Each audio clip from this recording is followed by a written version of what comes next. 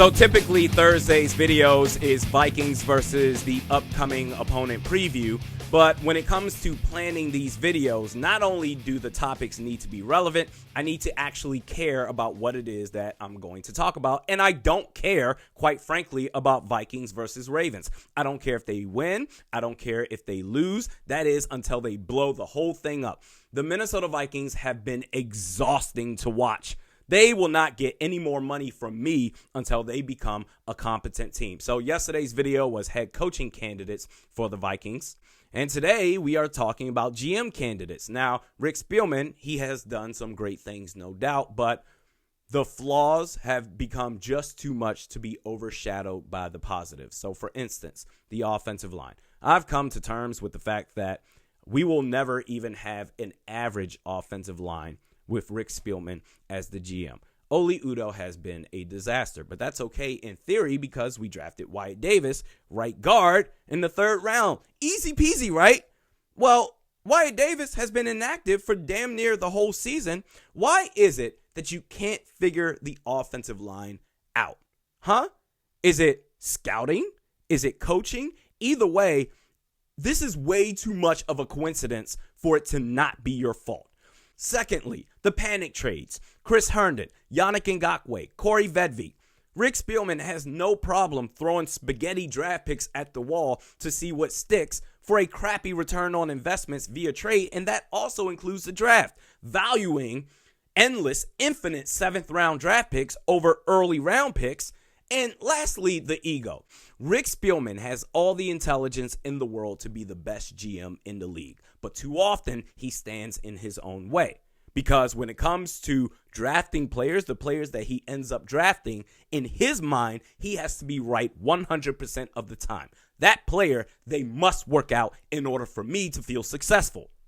So much so that he will hold on to those crappy players longer than he should at the detriment of the team. Example, Matt Khalil. We all remember how bad of a player Khalil was after his rookie season. Made it to the Pro Bowl. Oh, this is going to be the franchise left tackle of the future. Year after year, he got worse and worse, and they came up with excuse after excuse for the guy. We remember how bad he was, right? Folks, Rick Spielman picked up Matt Khalil's 5th-year option for the 2016 season, in which case Khalil made over $11 million that year. Really? Are you kidding me? Oh, this is the year. He's finally going to get it together. The rest of his career, he was a terrible player. Blair Walsh. Every game where he would soil himself, the Vikings, oh no, it's going to be fine. It's going to work itself out. He's a sexy leg out of the SEC, University of Georgia. It has to work out. Even after Wyatt left, they still kept him on the team. And Anthony Barr. Listen, man, when this dude originally committed to the Jets in free agency a couple of years ago, that was your opportunity to say, thanks for the memories, best of luck to you. Instead, after Barr reneged on that commitment and said, I want back in Minnesota, well, Spielman and Zimmer, they couldn't shake their butt cheeks quick enough. In fact, I said this in real time. I am on record. I said this as this was all going down. This is so stupid. We're out here popping champagne. We're throwing a parade. We're shaking our asses. All for a guy who's been nowhere close to the player that everyone else makes him out to be. And Mike Zimmer started this shit when he said, oh, laymen don't understand the value of Anthony Barr, and everyone else just ran with it. If a player gets beat on a play, then that's a bad play by said player. But if Anthony Barr gets beat on a play, then, oh no, he was setting up everybody else to make the play. In fact, I have this video on loop on my laptop right now. I can't share it because I'll get flagged for it. Sunday night's game against Dallas. Just over a minute left in the 4th quarter. Dallas is down 13-16. It looks like they're about the Minnesota's 20-yard line, right? Quick pass to Zeke Elliott. 3rd and 11. Quick pass to Zeke Elliott. Zeke Elliott trucks Mackenzie Alexander and Anthony Barr for a first down to set up 1st and goal, leading to the game-winning touchdown for the Dallas Cowboys.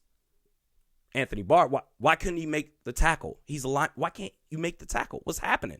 Oh, no, you don't understand. He was setting up everybody else. It's fucking hilarious. And Anthony Barr, he's still on the team right now. As long as Mike Zimmer is here and Rick Spielman is here, Anthony Barr will be on this team for infinity. With that said, I have 3 top candidates to serve as your next general manager for the Minnesota Vikings. Starting with Mike Borgonzi. Chiefs assistant GM, comes from an organization that understands scouting. This team, I would say the last 4 to 5 years at least, they've been loaded with all-star talent and their no-nonsense approach. Remember, Mahomes last year in the Super Bowl, he was getting his head knocked off. They said, okay, let's try to at least somewhat address the offensive line. They went out and signed Joe Thuney in free agency. We as Vikings fans, we were clamoring for Joe Thuney. Rick Spielman said, no, that's all right. We don't need it. Funny how that worked out. And can you imagine if we hire Mike Borgonzi and Eric Bieniemy, the next Kansas City Chiefs of the NFC North? I'm all for it. Number 2 on my list, Joe Schoen, Bills assistant general manager. Why not? All Buffalo has done personnel-wise is get better and better the last 3 years, and right now they have arguably the most complete team in the NFL. We need that type of energy for this team. And number 3 on my list is Louis Riddick, current ESPN analyst. I would love this hire. He's so smart, his no-nonsense approach, the way he breaks down film, players, scheme. I would trust him to look at the Vikings and say, okay, your tackles are pretty good, but the interior of the offensive line, it needs serious upgrading with talent, not just potential upside, but talent with players that actually plays that specific position, not taking a left tackle and moving him to the inside like you did with Ezra Cleveland, a center that's actually strong enough to go up against strong defensive tackles. This shouldn't be that fucking hard, but with this general manager, it is. Those are my 3 candidates, top 3 candidates for the next general manager of the Minnesota Vikings. Mike Borgonzi, Joe Schoen, and Louis Riddick. Let me know your thoughts in the comments section below. Next video will be on Monday. We'll see you then.